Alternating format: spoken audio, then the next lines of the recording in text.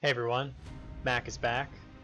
Today we're going to go over the spear commanders that for your mono formations and maybe even for some dual formations as well, just to see which ones are the best and kind of eliminate some that aren't very good. So let's get to it.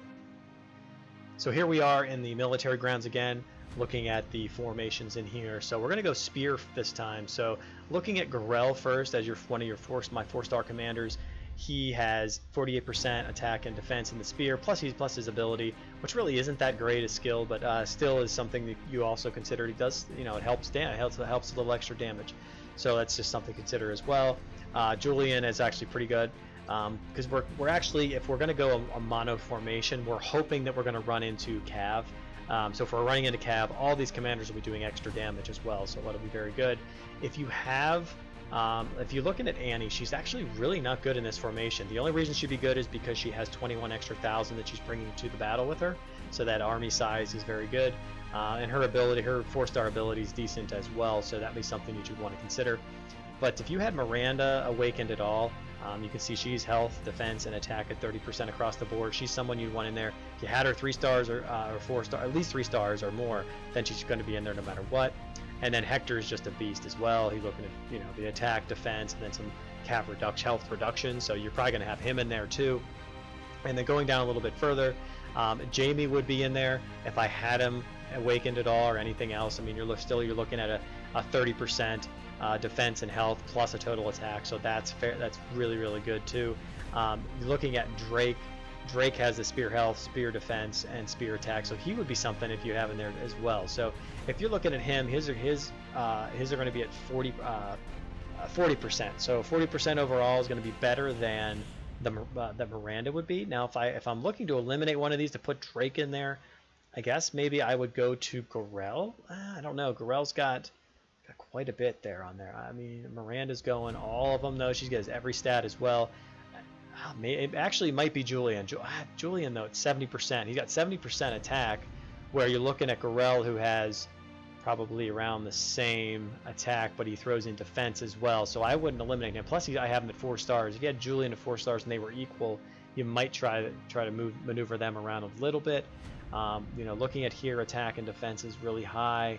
And then Jamie, I guess if Jamie's just gold and you don't have his ability, his 4-star ability, which needs to have some kind of healing involved there too. So if there's no type of healing or dragon skill that's going to go off, then actually he might be out of there, and you might want to put Drake in. And this would be a really good line here, I think, for you. Now, as you're considering these are all paid commanders. I want to obviously from you can see they're not all paid commanders, but the ones that are paid commanders.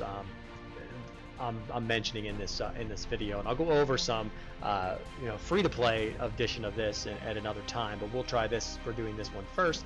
Now, looking at, say you want to go with a spear cav formation, and maybe you want to throw and what I like to do in this is I like to have probably 3 at least 3 and maybe 4 of your frontline be those commanders, those like that. If spear is my front line here, I want to have 3 or 4 commanders now, because I want to buff that front line, because if your front line goes down, you're going to lose that battle almost every time.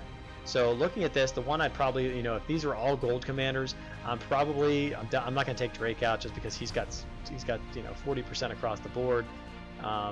Your Julian actually gets every time you increase an extra troop type, he gets better, so that's really good as well. I think that actually Gorell goes way down now, because if he was awakened, if she was awakened, if you had Miranda, if I had Miranda awakened instead of Gorell, then it'd be an easy choice to take Gorell out of there. But I still think I'd take Gorell out and try for like a backline or something.